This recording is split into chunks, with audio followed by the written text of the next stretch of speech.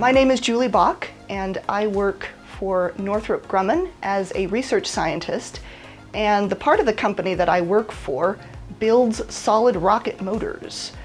So I am a rocket scientist.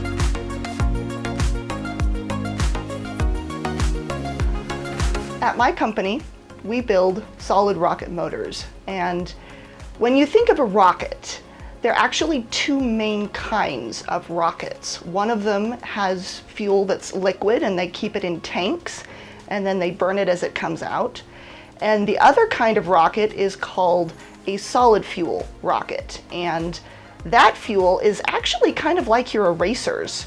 It's rubbery, it's thick, and it burns that way. And so those are the kinds of motors that we actually work on. We build solid rocket motors for many different applications. We do rockets for satellites, we do rockets for defense, we do just all kinds of different applications. Sometimes they don't use the rockets immediately after we make them, and so what I do and what my group does is try to predict how long we can keep them in storage before they can be used and make sure that they'll still be usable.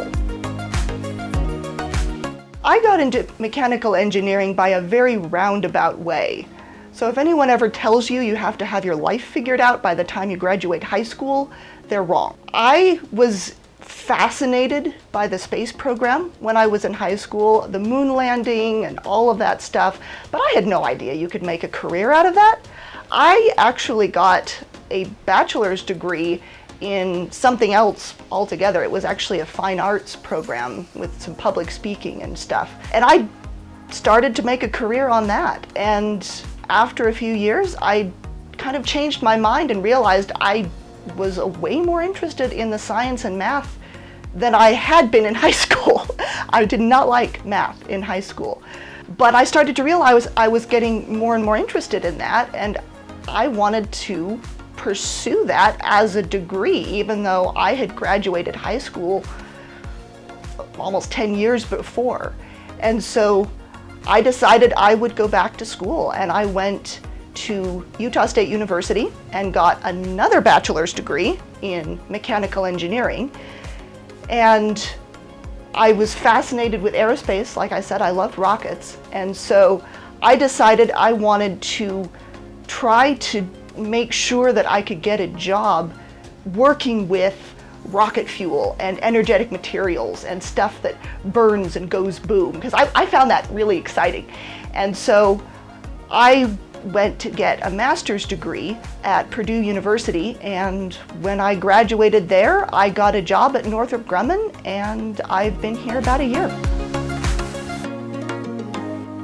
So I work with a fairly diverse group of people, and so it's really important for our group that we're able to communicate with each other and work with each other. And so I've really found that the first degree that I got, which was in a public speaking kind of field, has really proved useful. Just today I was giving a presentation to people explaining about a part of a project that we were working on and trying to make sure that all of these different people, sometimes not even working in the same place, are all aware of what's going on so that we can be most effective in how we work. And in addition to that, I also have to communicate with some of the laboratories where they do the experiments. I plan the experiments, but somebody else has to carry them out. And if I'm not clear in how I communicate with them, and if I'm not listening to them telling me how, the struggles that they're having or the questions that they need answered, the work doesn't get done.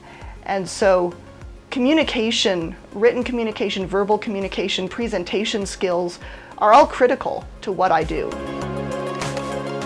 So because I got into engineering a bit later, I didn't really do a whole lot of the fun activities that I know are available for people that are interested in that earlier on. One thing I would say though is if you can find an opportunity to get comfortable with public speaking, with writing, get some practice communicating, it's really helpful because as an engineer, that is a lot of what I do. I would maybe define an engineer as a scientific problem solver.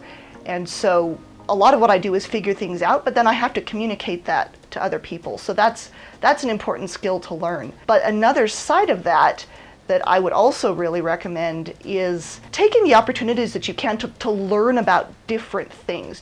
Don't just focus in one area. The more that you can bring to the table, the more different pieces of the scientific or even non-scientific world that you can pull together and connect into something useful, the more valuable you're going to be as a scientific problem solver and an engineer.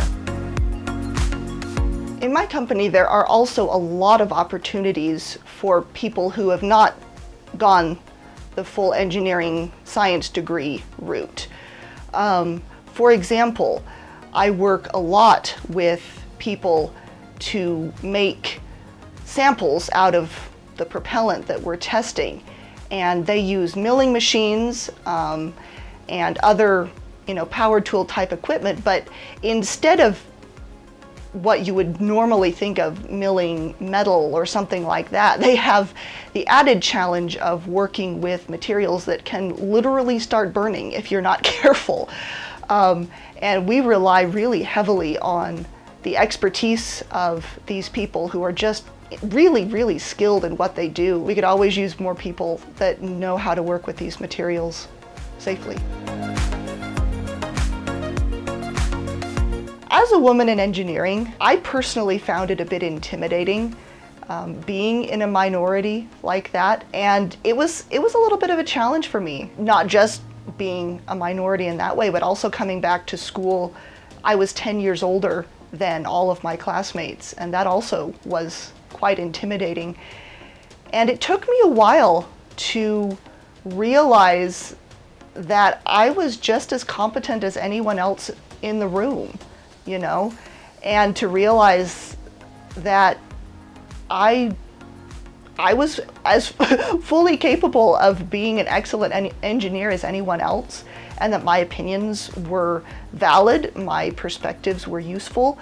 And once that I learned that I was not the stupidest person in the room, whatever I might feel like, it helped a lot to stop feeling like a minority and start feeling like a useful and contributing member of the group. I'm really glad I ended up in engineering. It was a pretty roundabout route. It was not easy. There were a lot of long nights and long weekends with my nose in a textbook.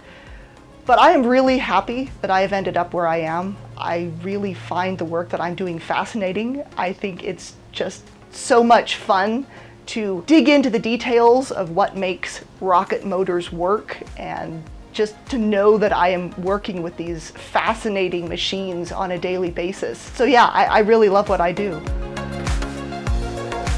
If you're interested in STEM, if you think that's something you would be interested in doing, go for it. It's absolutely worth the effort.